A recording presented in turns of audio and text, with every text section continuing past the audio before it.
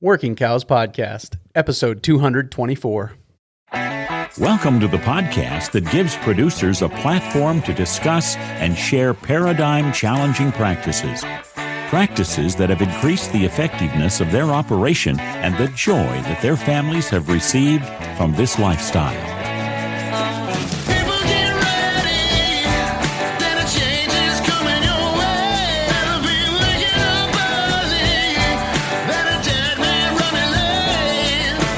Howdy, everybody. This is Clay Connery, host of the Working Cows Podcast, powered by the Global Ag Network. And this episode is brought to you by Xyway brand fungicides by FMC. Very excited to be joined today by Erik Glenn. Erik is from the Colorado Cattlemen's Ag Land Trusts.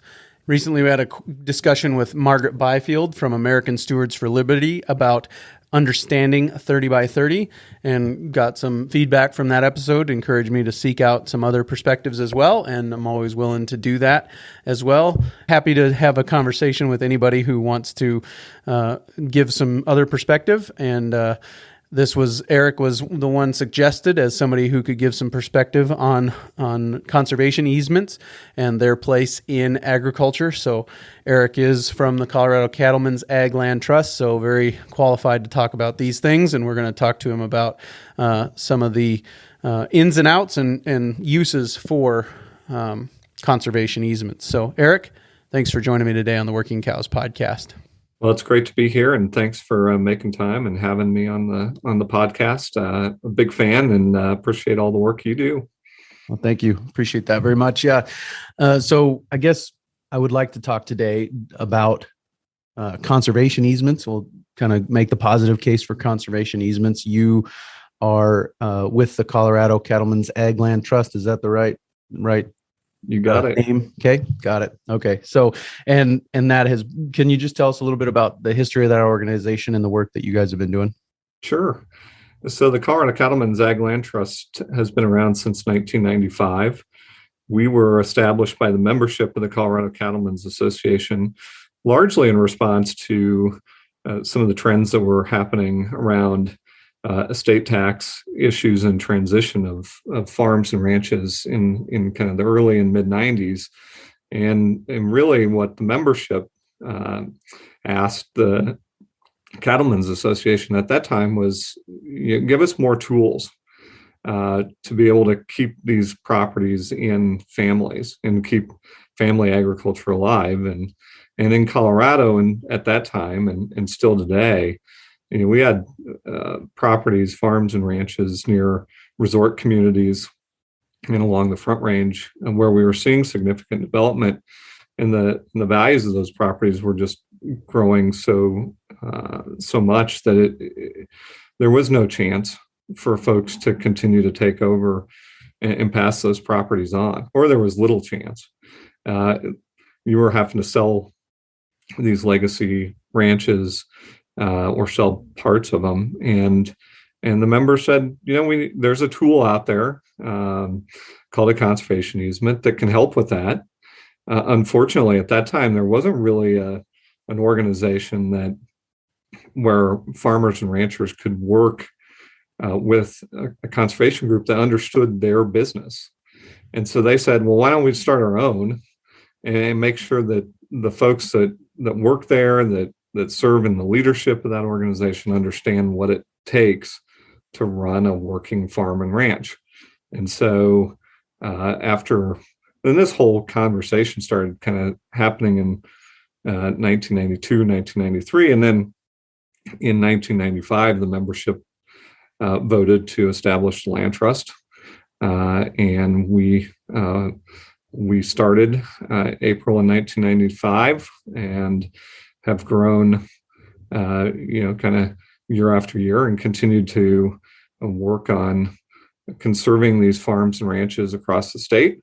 And it's rewarding work, and it's rewarding to work with the families and to keep these properties in production agriculture and keep them in the family. So how do these conservation easements help manage the tax burden, and I'm guessing that's a transition. When there's a certain number of dollars in assets transitioned, then there comes an estate tax on that land. So how does a conservation easement help with that? Yeah, and so in 1995, I think the estate tax exemptions were somewhere around $500,000 or $1 million. I mean, they were pretty low. Today, they're 21 million, I think, combined.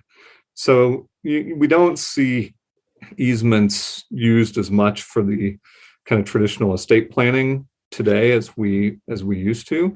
But the way they work is that they do devalue the property.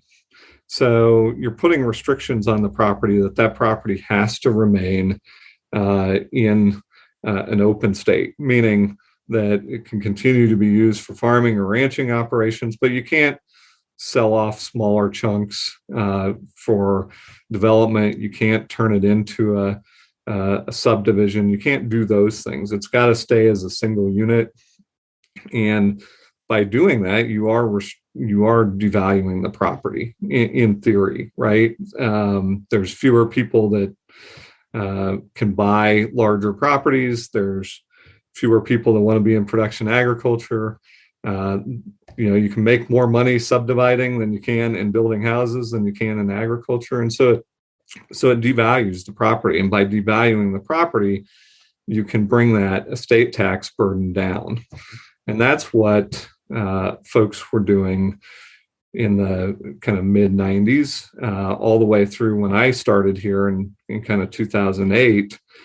A lot of the work we did was around estate planning and trying to bring property values down in such a way that you could actually allow that next generation an opportunity to afford the estate taxes, or maybe not even have to pay estate taxes at all, and keep that property in agriculture, keep that property in the family.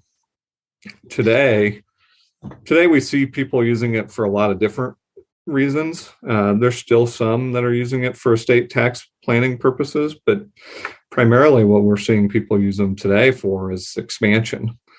We work with a lot of families that are looking to find ways to expand their operation. Part of that is because they got kids on the ranch that they may need more land to make that operation more economically viable to support 2 or 3 families. And we can use conservation easements as a tool to help people expand. And the way we do that is if a conservation easement is purchased through what we call bargain sale conservation easement transaction, those funds that are used to purchase the easement can actually be used as 1031 exchange.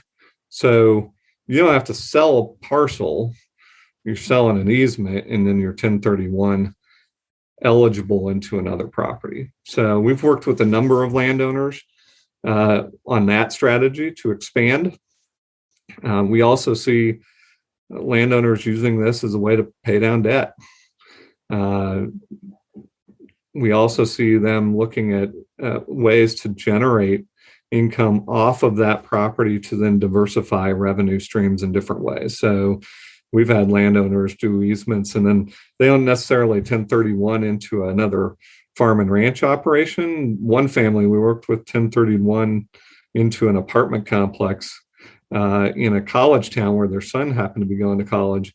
And that gave them some additional revenue streams that were coming in to support the operation when, the markets were down or all the things that we have to deal with and face in agriculture. Having a different source of income that's not necessarily farm or ranch based is pretty helpful and crucial, I think, these days for ag families.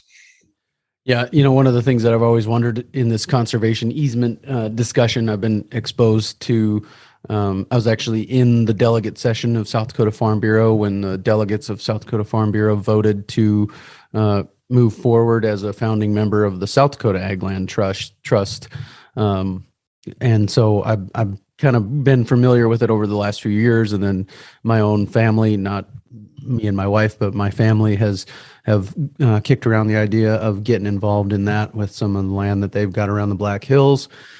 And so, I've been involved with it on many different sides. And one of the things I've always wondered about is, that development revenue is a one-time deal. So how long does it take for production agriculture to eclipse what that development revenue creates on that first sale? It doesn't seem like it would take all that long, really, especially when you start talking about generations and some of these ranches, 6-7 generations in. It doesn't seem like it would take that long for the productivity of that land to eclipse the one-time development opportunity.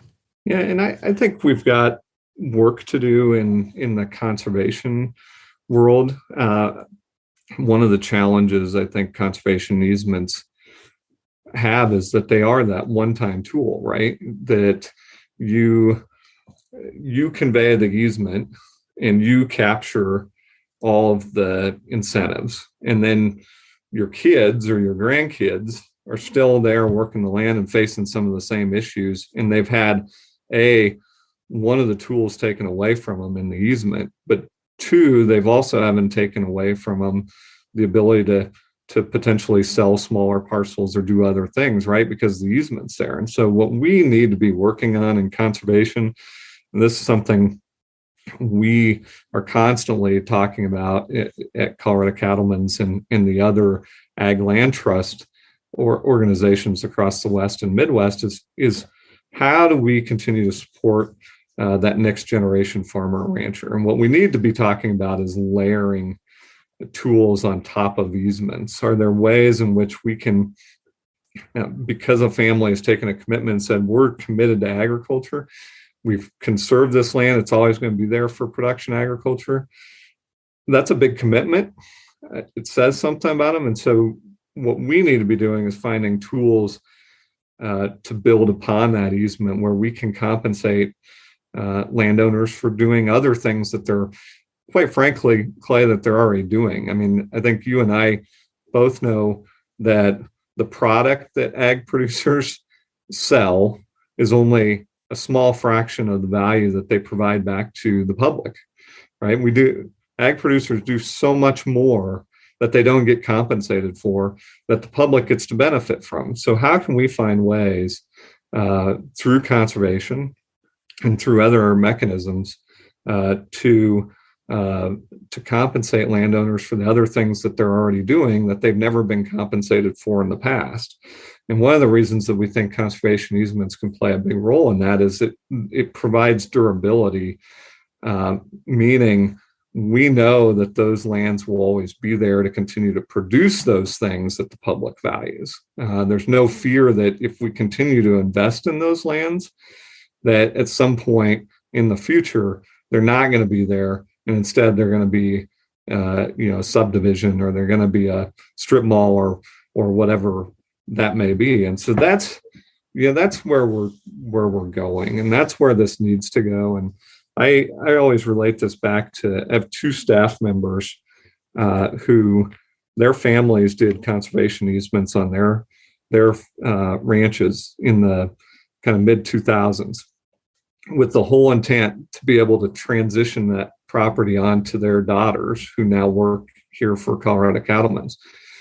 And what I've said is, that works, but for Maggie and Molly, or maybe it's not for them, but for their grandkids, or for their kids, they're gonna face similar issues as their parents did, and we've got to find ways to solve those issues, or at least provide them with tools to solve those issues, right? I don't want to say conservation easements are for everybody. I don't think they are. That's really critical, that this is something that people need to understand is a big decision. It's a decision that shouldn't be taken lightly. It's a decision that should involve the entire family. And the other thing I would say is, you got to find the right partner too. And I think that's the biggest thing I would say to producers who are thinking about conservation easements. You got to find the right partner. And if you're an ag producer, find a partner who understands agriculture. Yeah.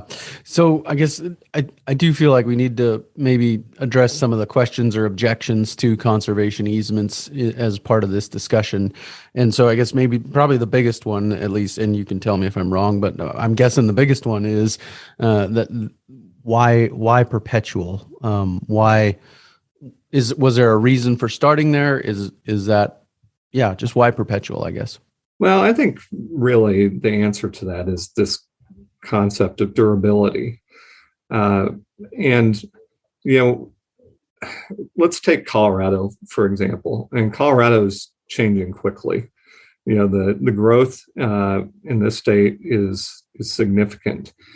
If we don't have tools where we can create some certainty around the scale of agriculture in areas where agriculture is productive in this state. And by that, I mean, if you look at a soils map of the state of Colorado, some of our best soils are right where all the development's happening. And so if you think about some of the objections to farming and ranching that you hear is, you know, more inputs needed, you know, you're having a bigger impact on the climate or whatever. Well, part of that is just, I think, poor planning by society of saying we're going to take the most productive soils out of production, we're going to turn them into cities or towns or whatever, you know, it is, and then we're going to move agriculture off to more marginal ground where we need to do more. And the funny thing is right, as agricultural producers, we want to be the best stewards of that land, and so we're doing everything we can to get that soil into a better, more healthy place. And so, you know, for us, when we think about it, it's about making sure that we have quality agricultural lands for the future. Because if we don't, I think we all should be fearful of, you know, for a long time we were net energy importers, right? And that caused us a lot of problems. If we have to be net food importers, that's going to create a whole level higher set of problems than we can ever imagine. And so, yeah, again, conservation easements, perpetual conservation easements, not for everybody, but one of the value of perpetual conservation easements is you have that certainty that land's going to be there. It can be used for production agriculture in the future. Sure. And I might address, you know, one of the comments that was made in the previous episode was that, you know, if you do a conservation easement, you basically lock in place that the farming methods that you're doing today, and that's just not accurate. And I can tell you, as somebody who's put, you know, 100 of these together, that the whole goal is to make sure that they're adaptable to the future and to allow producers to continue to be economically viable. It would be silly for us to say, well, you know, you're growing dryland wheat today, and 100 years from now, you got to grow dryland wheat on that same amount of acres. That just doesn't work. You know, some of these properties that are farmed may be better to go back to grazing lands, right? And there's nothing in an easement. Now, let me temper that. There's nothing in an easement with an agricultural land trust that you're ever going to see that would lock you into a specific method of agriculture. And there's nothing that would lock you into, oh, you can't move that fence, you can't put a fence in, you can't take a fence down. You know, what we want to do is make sure that producers can manage the way they know best. Our goal with the easement is to simply say this property is important for the future, for ag productivity, for any number of reasons.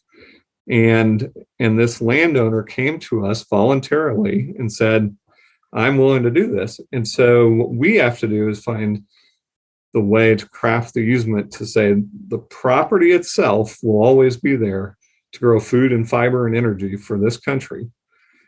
What that looks like in the future, we don't know. And so we need to give that management flexibility to the producer. And I think you and I can both agree, you know, my family farmed in Nebraska and we ranch in Colorado. We know that operation. If I were to come up to South Dakota and try to say, well, what I know in Nebraska or Colorado, and so we're going to apply it here, it doesn't necessarily work in South Dakota. And so our approach is really, you got to let the producer make those decisions because they're the best land manager. Is it locked into certain kinds of development, or does it preclude somebody from doing, like a wind farm or mineral rights or any of those things, accessing mineral rights? How are they generally structured in that regard? Good question. So, we're trying to limit infrastructure development on the property outside of ag infrastructure, right?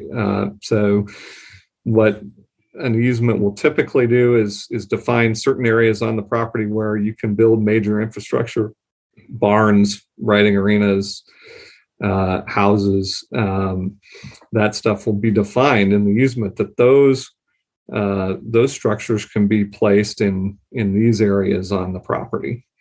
And in an ag easement, you're not going to have any limitations on your ag infrastructure. You'll have some limitations on residential infrastructure, but those are all negotiated, right? And it's what works for that family. Outside of those areas, then what you're trying to do is maintain the functionality of that operation and that landscape. And so you don't want major infrastructure going outside of those building envelopes. Now, that doesn't mean you can't build and install windmills and solar panels and stock tanks and corrals and all the things that we need to make a operation functional. Now, to your question about like wind farms, currently under the guidance from the Internal Revenue Service, which is where kind of the easement law at a federal level lives, is that commercial wind and solar are not compatible with conservation easements. And what that means is that you can't claim a federal tax deduction for an easement that would be placed over a property that was allowing or had commercial wind or solar. It doesn't mean that you could not have a conservation easement. It just means you're not going to be able to claim federal tax deductions for that. So what we're saying and how we're drafting deeds is what happens in the future when technology changes such that commercial wind can be generated at a micro level. And I always use this example. What if you could put micro turbines on every fence post and generate commercial scale electricity? Is that impacting any conservation values? No. In fact, it probably is increasing conservation values in that, raptors can't perch. And if you're in sage-grouse territory, you're helping that species out. So what we're saying is, these are supposed to be perpetual documents. And whereas technology and legal limitations today say that this isn't allowed, what happens when those things change in the future? We can't lock a landowner in to say you can't participate in those things when these circumstances and criteria change. And so the way we try to draft the easement is to foresee those things, right? And say, if these things happen in the future, we can readdress that, as we should.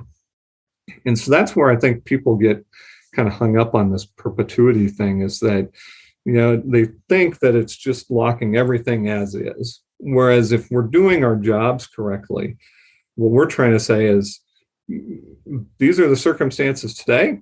Circumstances may change in the future, and let's reassess those as those things happen. Because again, I think to say, if you're generating commercial grade energy from a wind turbine that sits on the top of a fence post, you can't tell me that impacts conservation value. And we should be allowed to do that. To your question on minerals, surface mining is prohibited. And by surface mining, I mean like open pit coal mines. I think you could understand that, right? I mean, if you got an open pit coal mine or an open pit copper mine, I mean, that's what it is. It's a mine, and those are pretty significant in size and scale. If we're talking about oil and gas that's being done, the extraction is subsurface, and now with our technology being such that you can drill one well per 640 acres, and it might be even more than that today. What easements do in how they handle subsurface extraction, as they say, it's limited, localized, and not irremediably destructive of the conservation values. So we have plenty of easements whereby we have wells on those easements. And what I think you would hear from the landowners that we've worked with is that what ends up happening is that the siting ends up being better because we push on the operator of that's installing those to be a little bit more mindful of, let's not put the well in the middle of the alfalfa field.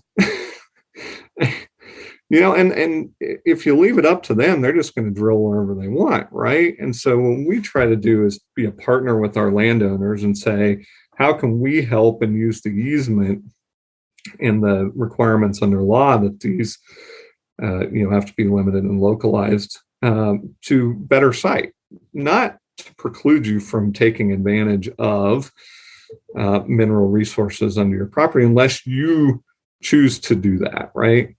But in most instances, in the why, it's treated that way as in a lot of cases in the West, the mineral estate's severed from the surface estate, and the mineral estate's dominant. We can't come in and use an easement to tell a dominant estate owner that they can't drill well on that property. What we can do is sit down with them and do a better siting plan when it needs to happen. Sure. Well, and I think that, like you mentioned with directional drilling technology, you could probably drill on a portion of it that wasn't in an easement and directionally still extract that, oil and gas that was under the land that was on an easement even, I'm guessing. So some of that stuff can be one solution.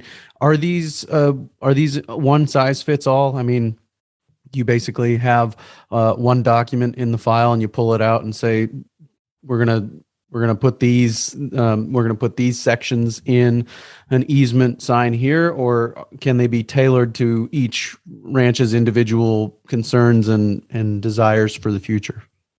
Yeah, so everyone's tailored specifically to that operation and that property. And I think one of the things that I'm most proud of with our organization, and I know the other ag land trusts like South Dakota Ag Land Trust do the same, is each year we look at that document.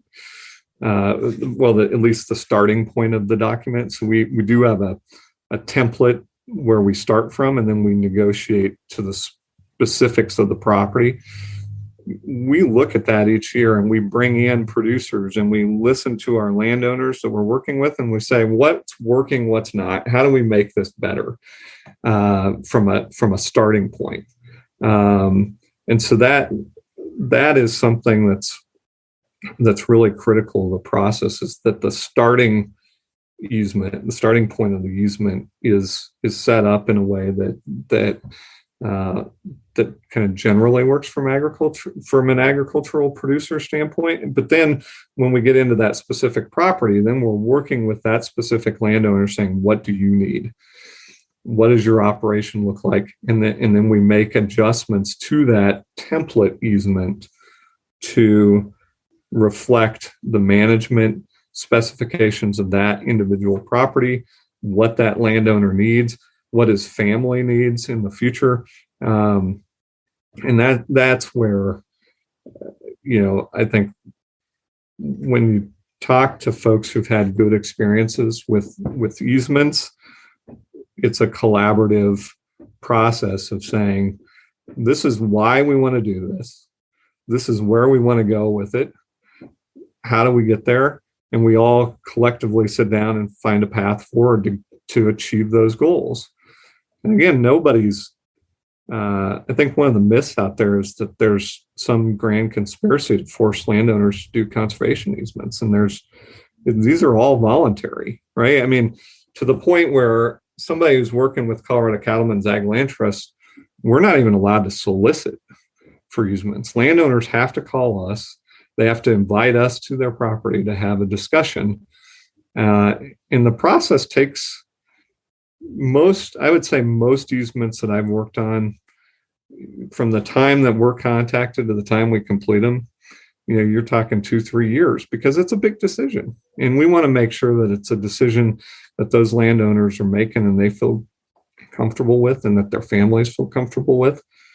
At the end of the day, Clay, I tell you, if we never did another easement, I'd be okay with that, because it needs to be driven by the landowner, right? And so if landowners said we don't want to do these anymore, that's fine. That's great. If landowners continue to say we want to do these, which is what we see, we need to find groups like Colorado Cattlemen's Ag Land Trust, South Dakota Ag Land Trust, that understand producers and will advocate for the producers and will draft easements that work for production agriculture now and in the future. And just as an aside to that, when we were working on the South Dakota Ag Land Trust feasibility study, one of the reasons that South Dakota Cattlemen's and I think South Dakota Farm Bureau eventually kind of said we want to do this is because so many of their members were asking for conservation easements, and they were being forced to work with other groups that weren't in their mission directly tied to production agriculture. And my argument was, why are we forcing our members to work with groups whose main focus is not the preservation of production agriculture in this country? Our groups founded by these ag industry groups, our main objective is ensuring that production agriculture continues to exist. All the other things we talk about, species, open space, any other conservation values, those are byproducts of well-managed agricultural operations, right? And that's where I think conservation group as a movement has always got it wrong. What we should be focusing, or what it as a movement should have been focusing on, was supporting those ag producers and saying, you are the reason why we have all these great resources, then we want to protect that land in the first place. So we've got to find a way to continue to allow you to do that. I just found it funny that, conservation groups, some conservation groups say, well, we want to conserve that land, but then we want the landowner to change their management. I'm like, well, why do you want to conserve it? You want to conserve it because they're doing a great job managing it today. So our argument is set up conservation groups that are tied to agriculture, who understand it's the landowner who's the great steward that's doing the great job keeping that wildlife habitat there, continuing to grow food and fiber and energy that we all need as a society. And then we all, anybody in the public that drives through the Black Hills or through, around Pierre or other parts in South Dakota or through Colorado, the places they most remember from a scenic standpoint are these farms and ranches. Yeah. Well, and you look at the list of founding partners for the South Dakota Ag Land Trust, South Dakota Cattlemen, South Dakota Conservation Districts, South Dakota Grassland Coalition, and the South Dakota Farm Bureau. Those are all organizations, that I think have the best interests of South Dakota farmers and ranchers in mind for the most part. And I think that, sometimes those other conservation organizations and going to them and working with them on a conservation easement can sometimes feel a little bit like letting the fox guard the hen house.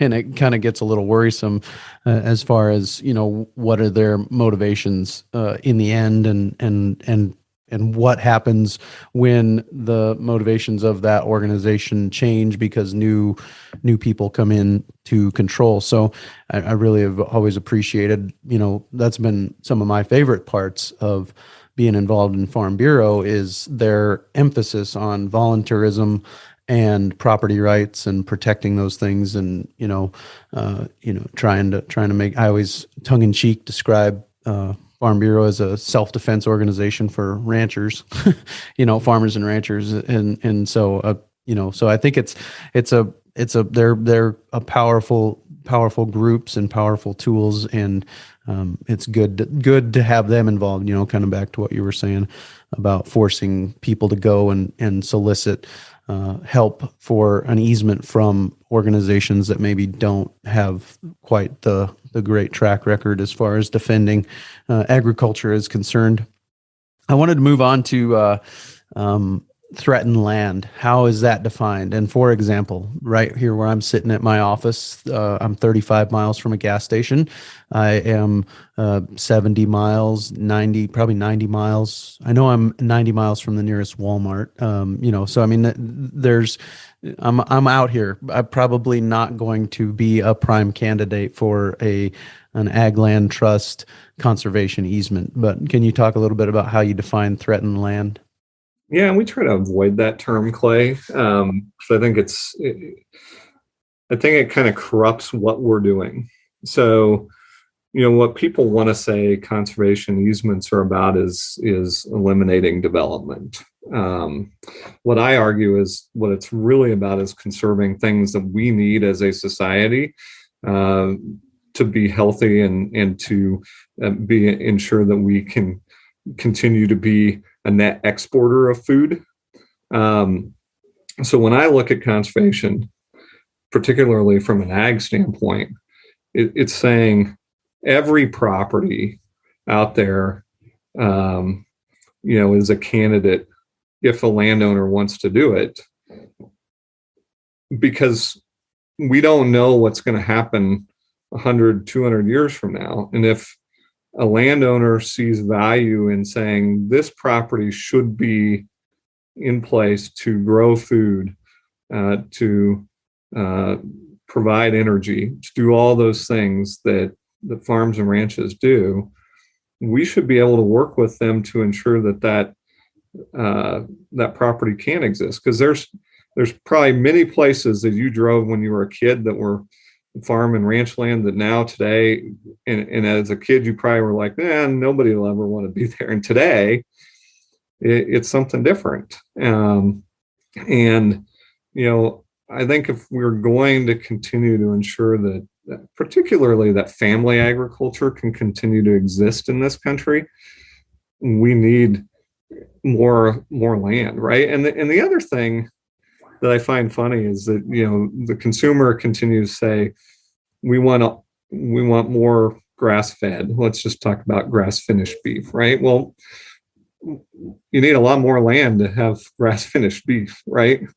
And at the same time, what we're seeing is more and more conversion of land out of agriculture. So how do you square those two things? So what I really try to talk about instead of threatened lands is we got to conserve things that are important to the future of society and the health of society and the health of agriculture. And again, all of this needs to be voluntary, right? I mean, that's to me the biggest takeaway in this is that if it's ever forced on somebody, then it's the wrong thing. But I want places for my kids to be able to experience the things that I was able to experience as a kid. And I think we all want to do that. And conservation easements can be a tool to do that, and not just around cities or around urban areas. And one of the pressures we see for producers in Colorado is absentee landowners coming in, buying properties just for recreational purposes, right? And it's a lot of it's around hunting. And in some instances, they don't want people grazing cattle on that because it's disrupting. They think it's disrupting wildlife or whatever. And so we're seeing, these traditional family ranches in certain parts of the state. They're sold, and then they're not being developed in this traditional sense that we think about, but they're being converted into these kind of recreational havens for people that are out of state that just want to come in 2 times a year to hunt. And I'm never going to tell somebody that they shouldn't do something that they want to with their land, right? I mean, private property. We need to uphold that principle. Couldn't agree more with that. But I think, this tool of the conservation easement is just that. It's a tool. And the one thing I don't want to have happen is take more tools away from agricultural producers to find a way to continue to do what they want to do on their land, and probably what their kids and grandkids want to do.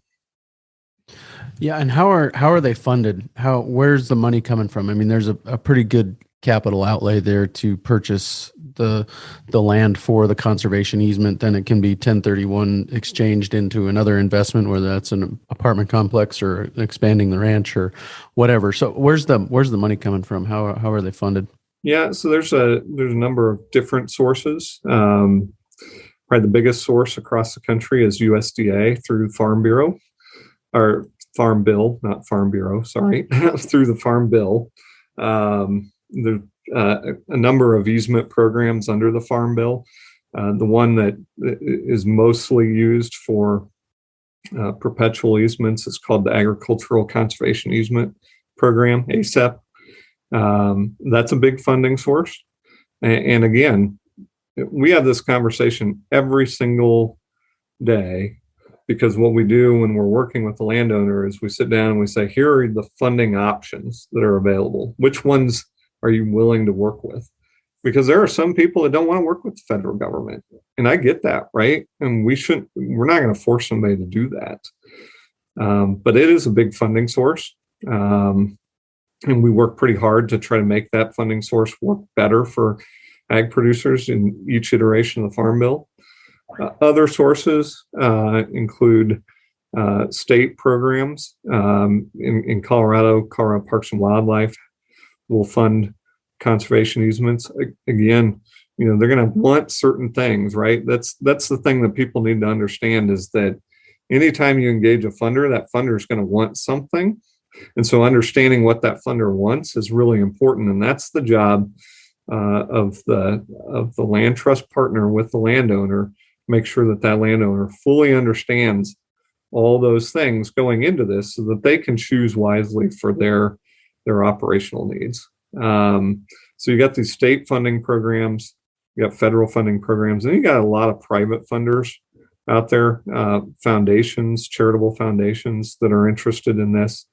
But primarily, I still think this is true. The primary source of conservation easement incentives is the federal tax deduction and the estate tax deduction.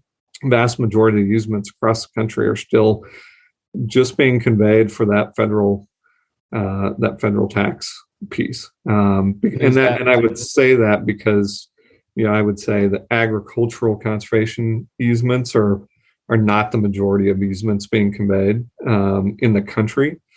So in the West, that whole concept's different, right? Most of our agricultural easements, we are using that federal tax deduction and that estate tax provision in combination with some of these funding sources. And is that tax deduction, the federal tax deduction, is that the 1031 exchange on the sale of the land, or is that something else? Something different. So the 1031 only exchange provisions only apply if we are using funds from like NRCS or a state funding program to purchase that easement. What most landowners are doing is simply what we call donating the easement. So they're not getting any cash compensation in return for the easement. Instead, what they're getting is a pretty significant federal tax deduction that has a pretty significant carry forward, and an estate, and you get an extra $500,000 estate tax exemption. So you're devaluing the property. So let's say you have a a ranch outside of Steamboat Springs in Colorado, and that ranch been in your family for 150 years, and it's now worth $21 million. And you put an easement on it, you can bring that property down, let's say, to $11 million. And then you're getting an extra $500,000 on top of that in additional estate tax exemption. And let's say, you had other income coming in from hunting, you were leasing your property out to big game hunters who were coming in, and you were doing pretty well with it, and you had a bigger federal tax liability than just an average producer. Well, you can offset that federal tax liability with that federal deduction that comes from that easement. Sure. I'm getting pretty into the weeds here, so no, that's all right. That's all right. I try not to glaze over, and I think that other people, listening to this are looking for a little bit more than just the 5-minute radio clip that we would get. So we're trying to get some detail and find some find out, just how this works and who it works for and some of those things. So, I guess the elephant in the room or whatever is the federal government. And I do want to address some of those things, and I guess the best way to do it is just to address it head on. Is 30 by 30 a concern? Is the America the Beautiful, is that agenda a concern? Are these conservation easements in any way connected to that, or are those things misunderstood, misrepresented? I guess if you want to talk to some of those things, I would entertain that. Sure. So I think, and if you don't, I can edit that question out. No.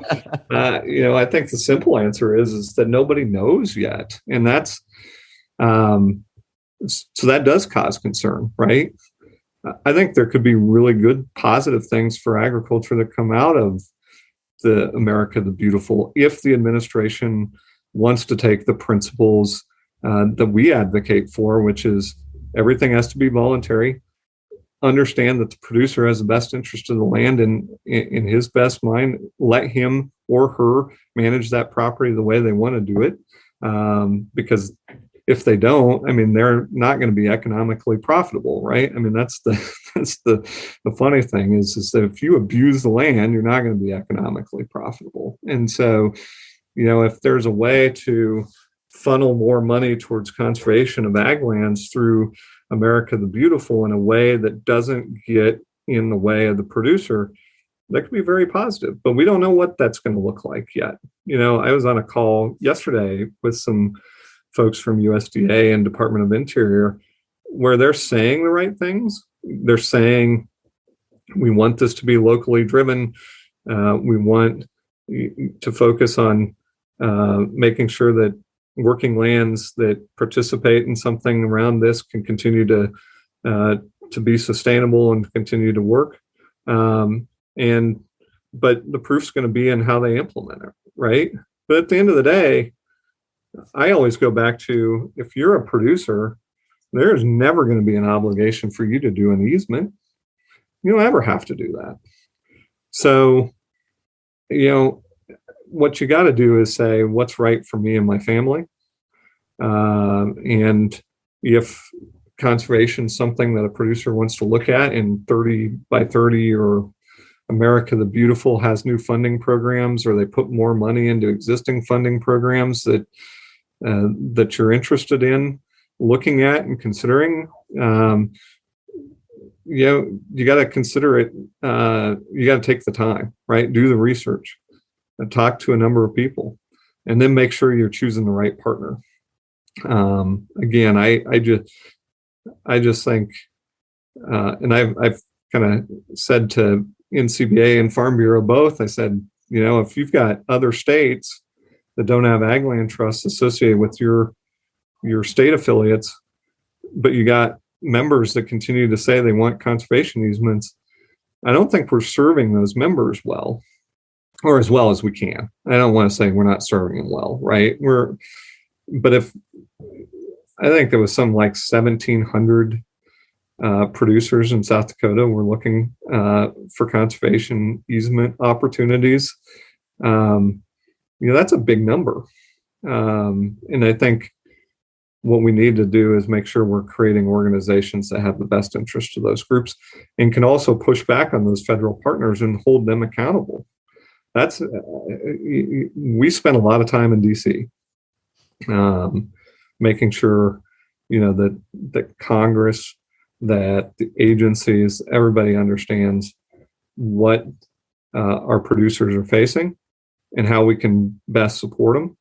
And making sure that we're developing conservation programs that work for them. That's what we need to do. Yeah, I'm looking at the press release here. Biden-Harris administration outlines the America the Beautiful initiative. And as you said, the byline says the right things. Initial report details vision for 10-year locally led and voluntary nationwide effort to restore and conserve America's lands, waters, and wildlife. Now, the concern comes that they will confuse the terms conserve and preserve, but right. Ultimately, whether or not they get away with doing that would be up to the people to hold them accountable to, you said conserve, not preserve. Let's stay on the right track here. And it ultimately, our government gets away with what we let them get away with. There are mechanisms in place for us to push back, and so it isn't always going to be a hands off approach. Isn't always going to be an option. We've got to take some of those mechanisms and put them into practice if we're gonna hold them to the agreements that we had with them. And the contract you sign is only as good as the partners who are a part of it, but you've got to recognize that and make sure that they all fulfill their parts of that contract. Would you agree with that? Absolutely. And I think what we can't do is folks that work in production agriculture, either directly or in some sort of supporting fashion, we can't bury our heads in the sand, right? We got to be willing to go to DC. We got to be willing to go to the State House, and we got to talk to those that are making legislation and making policy, and share with them in a way that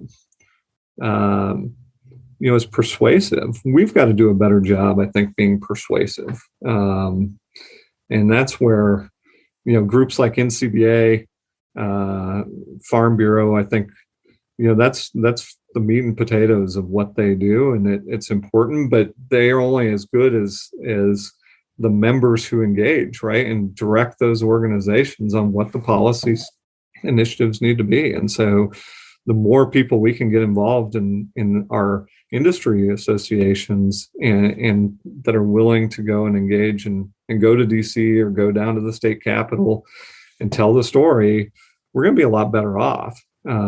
Because the work, farmers and ranchers, the work they do, the things they provide to the public are so critical and so important and so overlooked oftentimes by society, and they impact every level of society. And we just haven't done as good of a job of telling that story and relating it to people as we need to. And I think we got to double down and do more of it.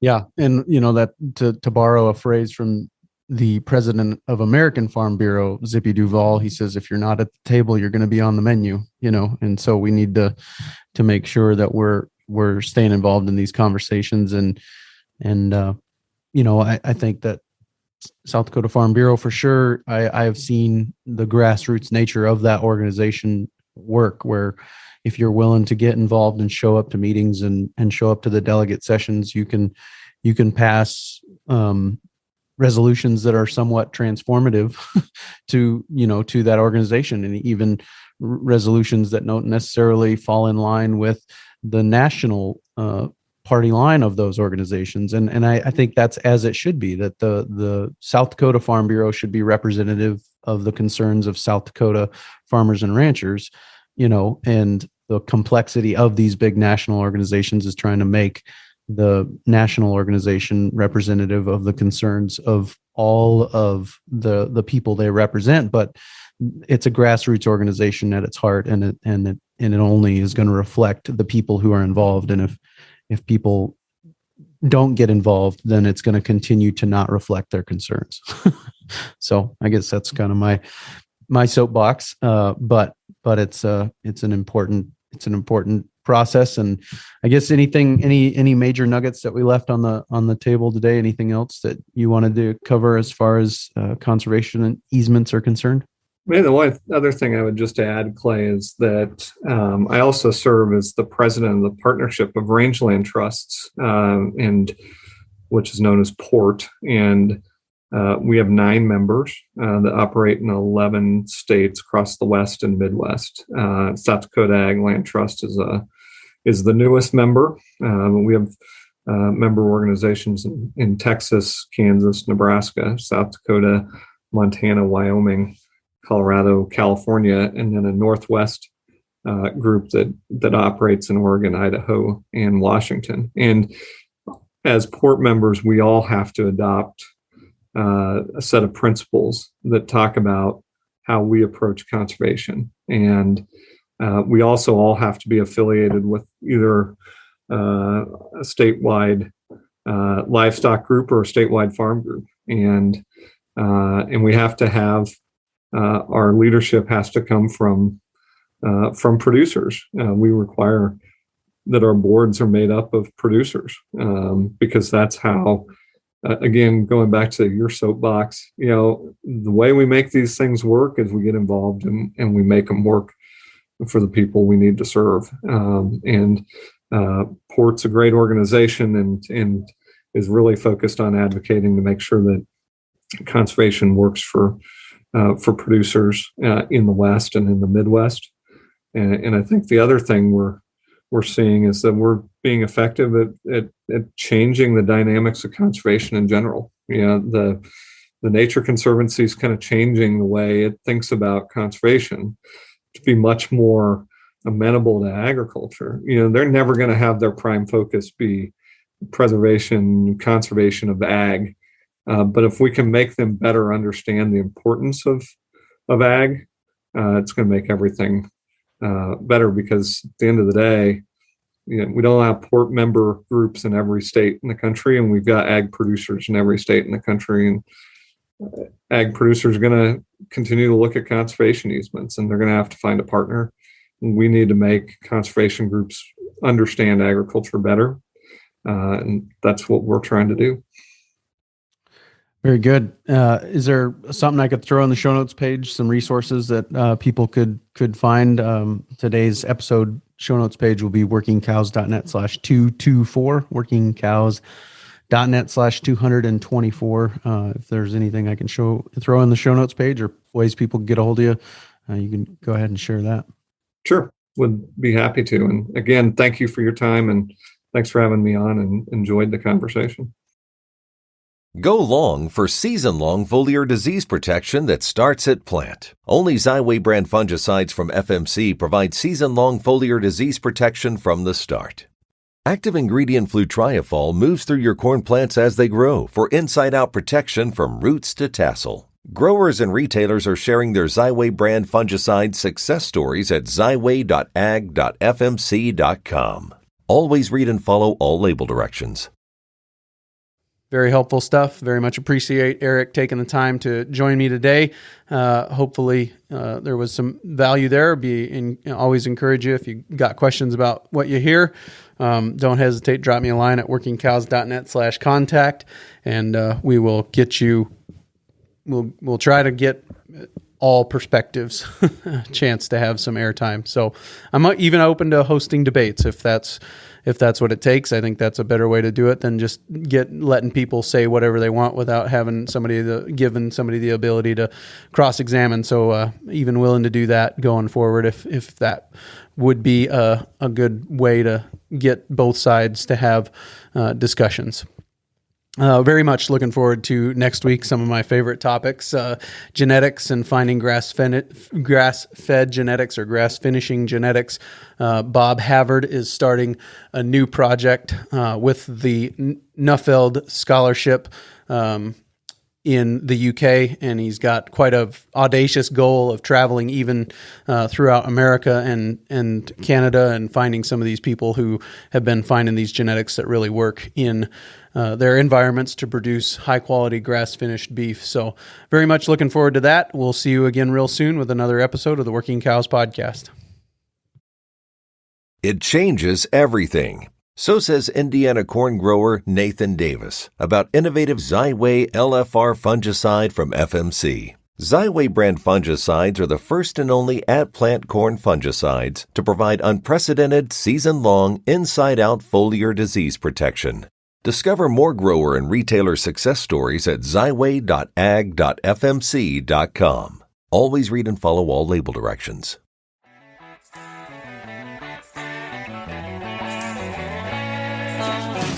We invite you to visit workingcows.net to subscribe to the show via iTunes or Stitcher. You'll also find detailed show notes pages, resources from our guests, and the industry leaders who have influenced them. For more ideas on putting your cows to work for you in a more profitable way, tune in next week.